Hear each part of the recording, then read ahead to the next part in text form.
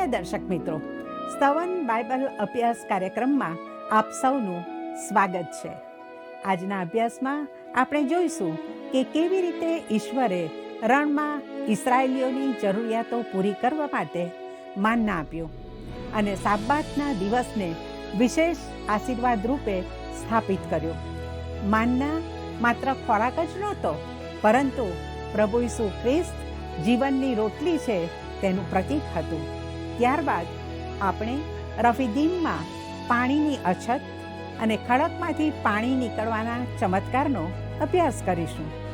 આ પ્રસંગો આપણને શીખવે છે કે ઈશ્વર વિશ્વાસુ છે અને ખ્રિસ્ત જ આપણા આત્મિક જીવનનો એકમાત્ર સ્ત્રોત છે. તો આવો આજના અભ્યાસ દ્વારા આ બાબતોને સમજવાનો પ્રયત્ન કરીએ.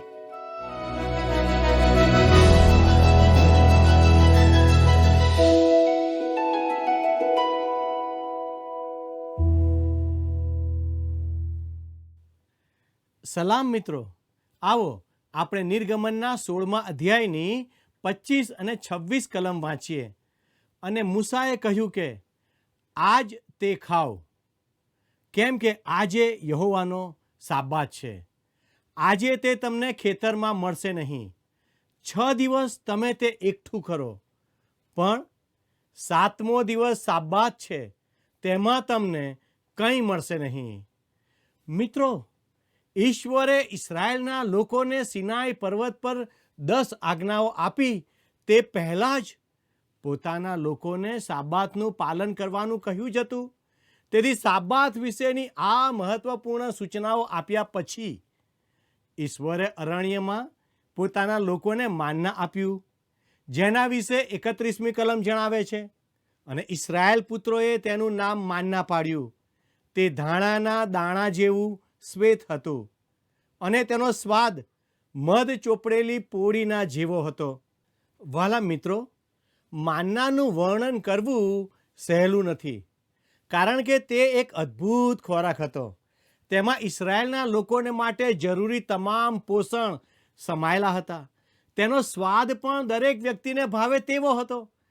પરંતુ મિત્રો, દુઃખની વાત એ છે કે ઈશ્વરે આટલી અદ્ભુત ભેટ આપી હોવા છતાં કેટલાક લોકો તેની કદર કરી શક્યા નહીં. સમય જતાં તેઓ ફરિયાદ કરવા લાગ્યા અને મિસરની જૂની વસ્તુઓને યાદ કરવા લાગ્યા. આ બાબતને વધુ સારી રીતે સમજવા માટે પવિત્ર પુસ્તક બાઇબલમાંથી ગણનાના પુસ્તકના 11મા અધ્યાયની 4 અને 5 કલમમાં નોંધાયેલી એક ઘટનાને જોઈએ. ત્યાં લખેલું છે કે અને તેઓની સાથેનો મિશ્રિત લોકનો જથ્થો અયોગ્ય વાસના કરવા લાગ્યો. અને ઇસરાયેલ પુત્રોએ પણ ફરીથી રડીને કહ્યું, અમને ખાવાને માંસ કોણ આપશે? જે માછલી અમે મિસરમાં મફત ખાતા હતા તે અમને યાદ આવે છે. વળી કાકડી તથા તળબૂચા તથા ડુંગળી તથા પ્યાજ તથા લસણ પણ. મિત્રો, તેઓ અરણ્યમાં મિસરથી દૂર હોવા છતાં તેમના હૃદય હજુ પણ મિસરની વસ્તુઓ સાથે જ જોડાયેલા હતા. તેઓને જે ખોરાકની યાદ આવતી હતી તેમાં મોટા ભાગની વસ્તુઓ જમીન પર અથવા જમીનની અંદર ઉગતી હતી. કાકડી, તળબૂચ, લીલા કાંદા, ડુંગળી અને લસણ જેવી વસ્તુઓ મુખ્ય ભોજન કરતાં સ્વાદ વધારવા માટે વપરાતી વસ્તુઓ હતી, જેમાં ખાસ પોષણ ન હતું. આ એવી વસ્તુઓ હતી જે દુનિયાના લોકો ખૂબ પસંદ કરતા હતા, પણ તે વસ્તુઓ કાયમી સંતોષ આપી શકતી નહોતી, કારણ કે તે માત્ર સ્વાદ વધારવા માટેની વસ્તુઓ હતી. હવે લોકોનું મન ફરીથી મિસરની વસ્તુઓ તરફ ખેંચાવા લાગ્યું હતું. તેથી ગણના 11 અને 6માં તેઓ ફરિયાદ કરતા કહે છે કે પણ હાલ તો અમારો જીવ સુકાઈ ગયો છે. અહીં કંઈ જ નથી. આ માનના સિવાય બીજું કંઈ અમારી નજરે પડતું નથી. મિત્રો, માનના ઈશ્વર દ્વારા પૂરો પાડવામાં આવતો ખોરાક હતો. એ જ માનના હવે લોકોની ફરિયાદનું કારણ બની ગયો હતો. પરંતુ ત્યારબાદ ગણના 11 અને 7 કહે છે કે માનના તો કોથમીરના દાણા જેવું હતું અને તેનો રંગ ગુગળના રંગ જેવો હતો. જાણે ઈશ્વર પોતે કહી રહ્યા હોય કે આ લોકો મારા આપેલા ખોરાકથી અસંતુષ્ટ છે. પણ તેમાં તેઓને જરૂરી બધું જ પોષણ હતું. વાલા મિત્રો, માનના કોઈ કંટાળાજનક ખોરાક નહોતો. તે ઈશ્વરનું સંપૂર્ણ જોગવાઈનું પ્રતીક હતો. છતાં પણ ઘણા લોકોને તે ગમતો નહોતો. તેથી ગણના 11 અને 8માં વાંચીએ છીએ કે લોકો અહીં ત્યાં ફરીને તેને એકઠું કરતા ને તેને ઘંટીઓમાં દળીને અથવા ખાંડણિયામાં ખાંડીને તથા તવામાં શેકીને તેની પોળીઓ બનાવતા અને તેનો સ્વાદ તાજા તેલના સ્વાદ જેવો હતો. વહાલા મિત્રો, માનનામાંથી અનેક પ્રકારની વાનગીઓ બનાવી શકાતી હતી. લોકો તેને દળી શકતા હતા, કૂટી શકતા હતા, શેકી શકતા હતા, વિવિધ રીતે તૈયાર કરી શકતા હતા. આમ છતાં ઇઝરાયેલના લોકોએ ઈશ્વર તરફથી મળેલા આ સ્વર્ગીય ખોરાકની સાચી કદર કરી નહીં અને માનના ખાઈને કંટાળી ગયા. તેઓને મિસરનું ભોજન યાદ આવવા લાગ્યું. તેઓ ફરીથી એ જ જીવન તરફ પાછા જવા ઈચ્છતા હતા જેમાંથી ઈશ્વરે તેઓને છોડાવ્યા હતા. દુઃખની વાત એ છે કે આજે કેટલાક ખ્રિસ્તીઓના જીવનમાં પણ આવું જ જોવા મળે છે. તેઓ મિસર જેવી જૂની પાપી જિંદગીમાંથી બહાર તો આવ્યા છે, પરંતુ તેમનું મન હજુ પણ જૂની વસ્તુઓ તરફ આકર્ષાતું રહે છે. આજે ઘણા ખ્રિસ્તીઓએ પોતાના જૂના જીવનમાંથી સંપૂર્ણ રીતે બહાર આવવાની જરૂર છે. વહાલા દર્શક મિત્રો, જો આપણે સતત દુનિયાની વસ્તુઓમાં આનંદ શોધતા રહીએ અને સાથે સાથે ઈશ્વરની સંપૂર્ણ શાંતિ અને આનંદ મેળવવાની આશા રાખીએ તો તે શક્ય નથી. તેથી આપણું મન, હૃદય અને જીવન હવે દુનિયાની વસ્તુઓ પર નહીં પણ સ્વર્ગીય માનના પર આધારિત હોવું જોઈએ. તે માનના બીજું કોઈ નથી પણ પ્રભુ ઈસુ ખ્રિસ્ત છે. મિત્રો, માનનાનું મહત્વ આવનારી પેઢીઓ યાદ રાખે તે માટે મૂસા 32 અને 33મી કલમમાં કહે છે, અને મૂસાએ કહ્યું કે યહોવાએ જે આજ્ઞા આપી છે તે એ છે કે તમારા વંશજોને માટે તેમાંથી એક ઉમેર ભર રાખી મૂકો. એ માટે કે હું તમને મિસર દેશમાંથી કાઢી લાવ્યો ત્યારે અરણ્યમાં મેં તમને જે અન્ન ખવડાવ્યું તે તેઓ જુએ. અને મૂસાએ હારૂનને કહ્યું કે એક વાસણ લઈને તેમાં એક ઉમેર માનના ભરીને તમારા વંશજોને માટે રાખી મૂકવા સારું તેને યહોવાની હજુરમાં મૂક. મિત્રો, માનનાનો એક ઘડો કરાર કોષમાં રાખવામાં આવ્યો હતો. નિર્ગમનના અંતિમ ભાગમાં આ કોષનું વધુ વિગતવાર વર્ણન આપવામાં આવ્યું છે. મિત્રો, કરાર કોષમાં 3 વસ્તુઓ રાખવામાં આવી હતી. એક હારૂનની કળી ફૂટેલી લાકડી, બીજું માનનાનો ઘડો અને ત્રીજું 10 આજ્ઞાઓ. મિત્રો, 10 આજ્ઞાઓ દર્શાવે છે કે ખ્રિસ્ત જ ઈશ્વરના નિયમને સંપૂર્ણ રીતે પાળી શક્યા હતા. તેમણે આપણા માટે નિયમને પૂર્ણ કર્યો. માનનાનો ઘડો ખ્રિસ્તના મૃત્યુ તરફ નિર્દેશ કરે છે, કારણ કે તેઓ આપણા માટે સ્વર્ગીય આત્મિક ખોરાક તરીકે આપવામાં આવ્યા હતા. હારૂનની કળી ફૂટેલી લાકડી ખ્રિસ્તના પુનરુત્થાનનું પ્રતીક છે. આ ઉપરાંત આ કોષની ઉપર સોનાનું દયાસન હતું જ્યાં બલિદાનનું લોહી છાંટવામાં આવતું હતું. મિત્રો, આ દર્શાવે છે કે ખ્રિસ્ત ઈશ્વરની માંગણીઓને પૂર્ણ કરી શક્યા હતા. માત્ર ઈશ્વર પાપી મનુષ્ય પર કૃપા દર્શાવી શકે છે. ભલા મિત્રો, 35 અને 36મી કલમ જણાવે છે, અને ઇસ્રાયેલ પુત્રોએ વસ્તીવાળા દેશમાં પહોંચતા સુધી એટલે 40 વર્ષ લગી માનના ખાધું. તેઓ કનાન દેશની સરહદમાં પહોંચ્યા ત્યાં સુધી તેઓએ માનના ખાધું. ઓમેર એ તો એક એફાનો દશાંશ છે. ઇસ્રાયેલના લોકોએ 40 વર્ષ સુધી માનના ખાધું. જ્યારે તેઓ વચનના દેશમાં પહોંચ્યા ત્યારે માનના મળવાનું બંધ થઈ ગયું અને તેઓએ તે દેશનું અનાજ ખાવાનું શરૂ કર્યું. પરંતુ દર્શક મિત્રો, થોડા સમય પછી તેઓએ એ અનાજ વિશે પણ ફરિયાદ કરવાનું શરૂ કર્યું. ત્યારે તેમને સમજાયું કે માનના ખરેખર અદ્ભુત ખોરાક હતો. મિત્રો, કેટલાક વિશ્વાસીઓ ઉદ્ધાર પામ્યા પછી પણ માત્ર પોતાના ભૂતકાળના અનુભવો પર જ જીવતા રહે છે. તેઓ વધસ્તંભ સુધી તો આવ્યા છે, જે પ્રભુ ઈસુ ખ્રિસ્તના મૃત્યુનું પ્રતીક છે, પરંતુ ત્યાર પછી આત્મિક વૃદ્ધિમાં આગળ વધવાને બદલે સતત અને સતત પોતાના અનુભવોની જ વાત કરતા રહે છે. જ્યારે તેઓ સાક્ષી આપે છે ત્યારે મોટા ભાગે પોતાના જીવનમાં બનેલી ઘટનાઓનું વર્ણન કરે છે. તેઓ બાઇબલના ઊંડા અભ્યાસમાં રસ લેતા નથી, કારણ કે તેમને તે સામાન્ય લાગે છે. પરંતુ હકીકતમાં પ્રભુ ઈચ્છે છે કે આપણે માત્ર અનુભવોથી નહીં, પણ તેમના જીવંત વચનથી પોષણ મેળવીએ અને તેના આધારે જીવન જીવીએ.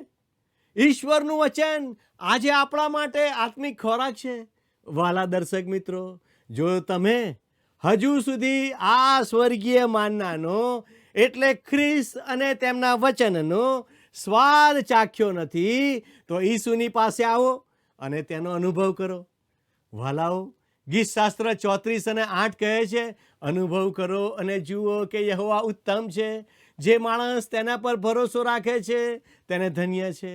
યોહાન 6 અને 51 પણ પ્રભુ ઈસુ કહે છે કે જે જીવતી રોટલી આકાશમાંથી ઉતરી છે તે હું છું. જો કોઈ એ રોટલી ખાય તો તે સદા જીવતો રહેશે. વળી જે રોટલી હું આપીશ તે મારું માંસ છે. તે જગતના જીવનને સારું હું આપીશ.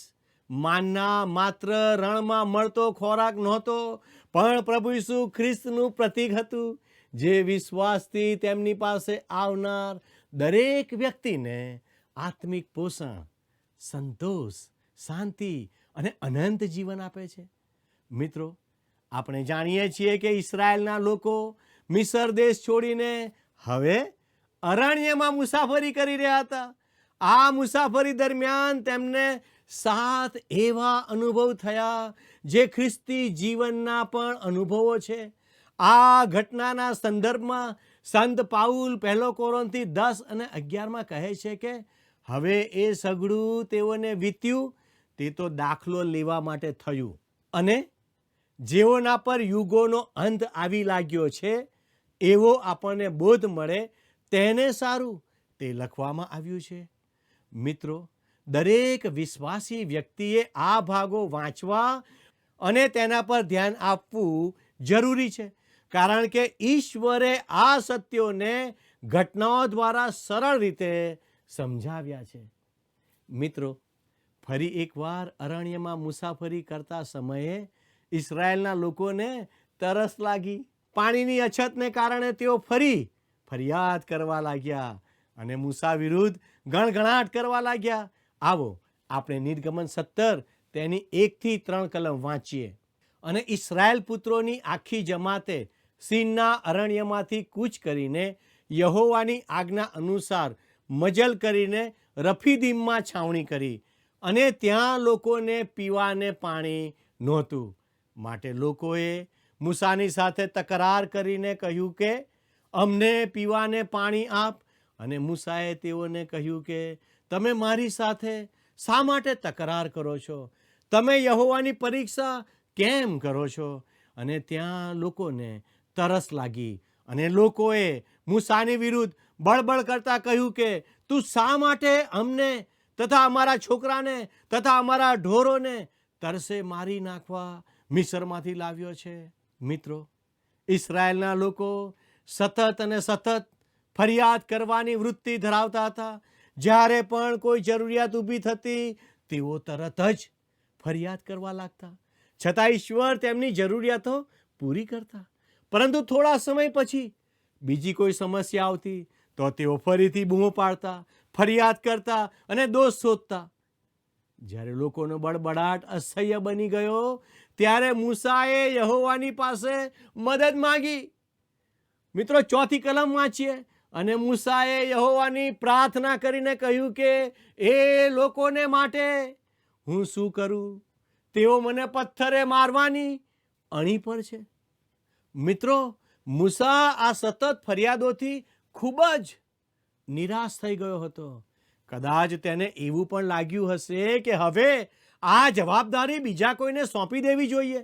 પરંતુ આ મુશ્કેલ પરિસ્થિતિમાં ઈશ્વરે ઇઝરાયેલના લોકો માટે કેવી મહાન જોગવાઈ કરી.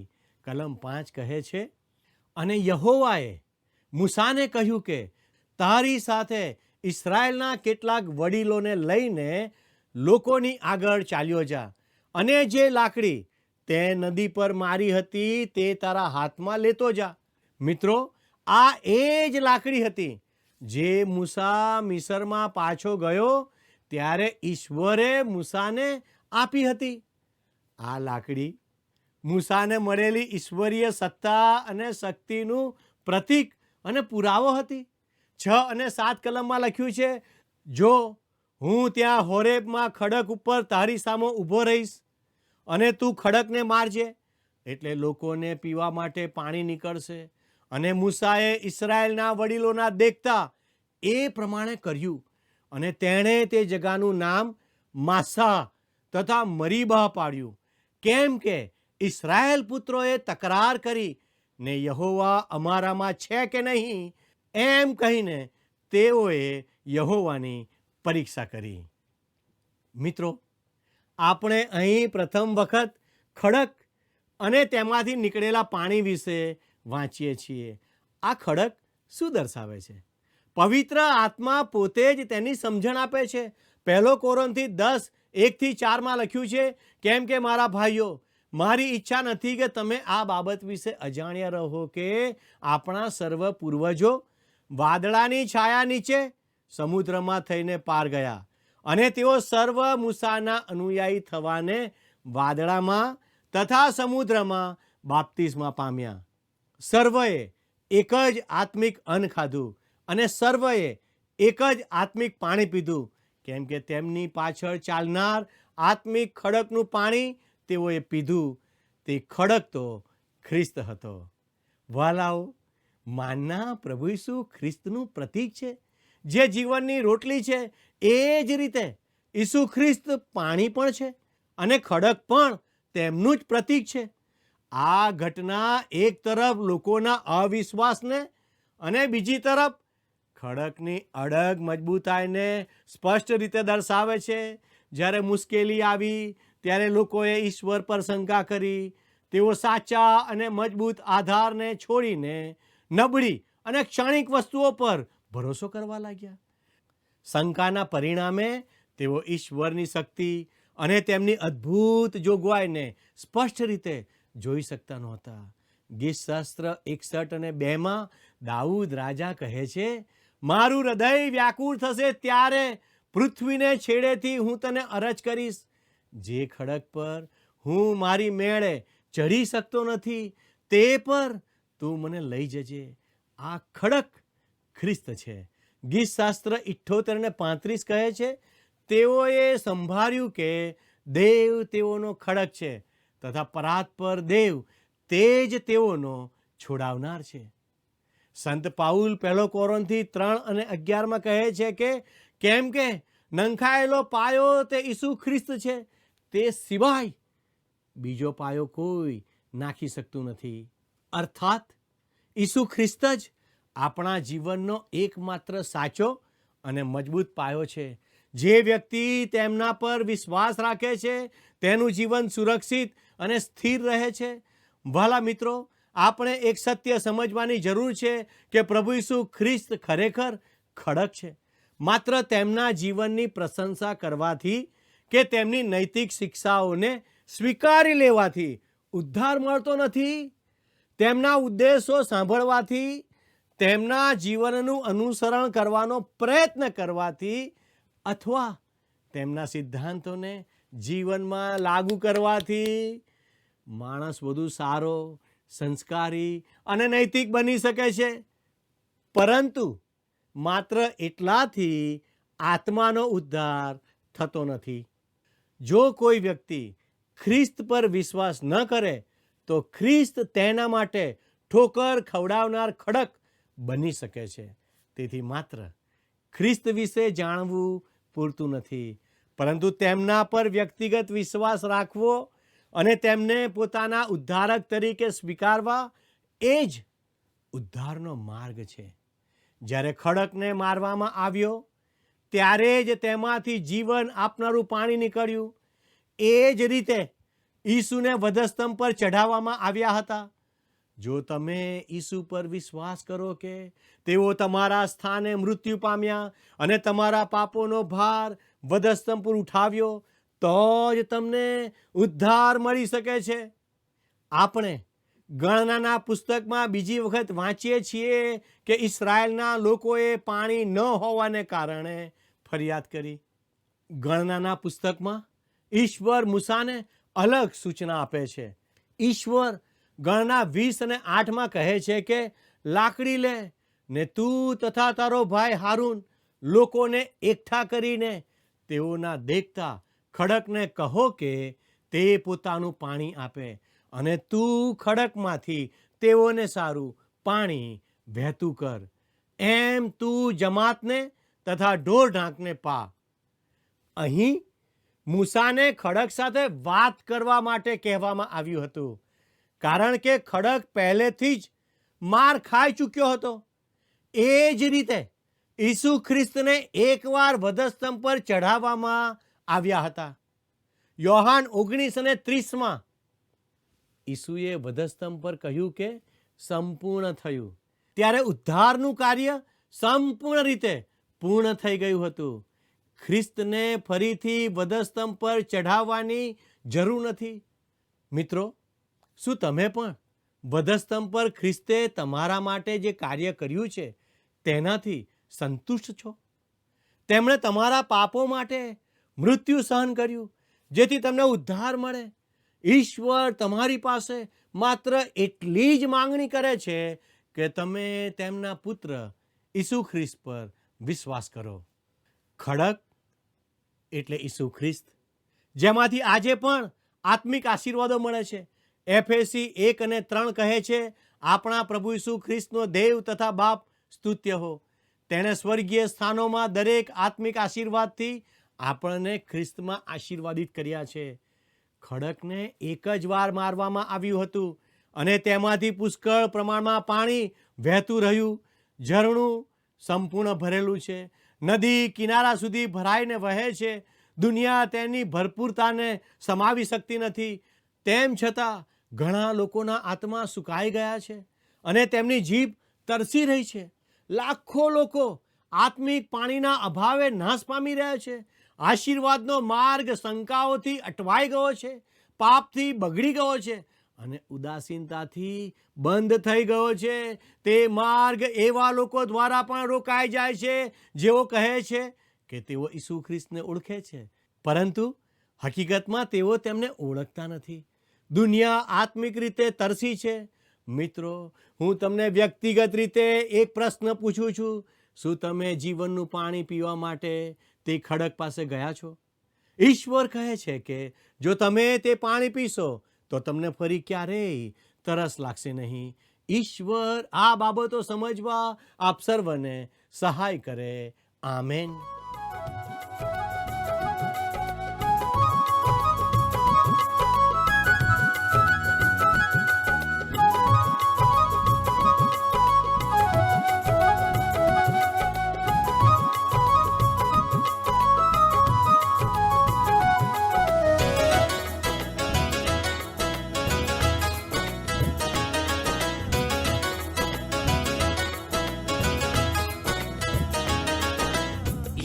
છે મજબૂત ખડકને ગઢ મારો આધાર.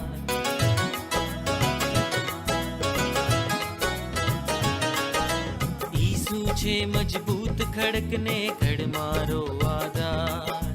ઈસુ છે મજબૂત ખડકને ગઢ મારો આધાર. તેની ઉપર બાંધી આપણું જીવન તણું મકાન. તેની ઉપર બાંધી આપણું જીવન તણું મકાન. જીવન તણું મકાન. જીવન તણું મકાન. ઈસુ છે મજબૂત ખડકને ખડ મારો આધાર. ઈસુ છે મજબૂત ખડકને ખડ મારો આધાર.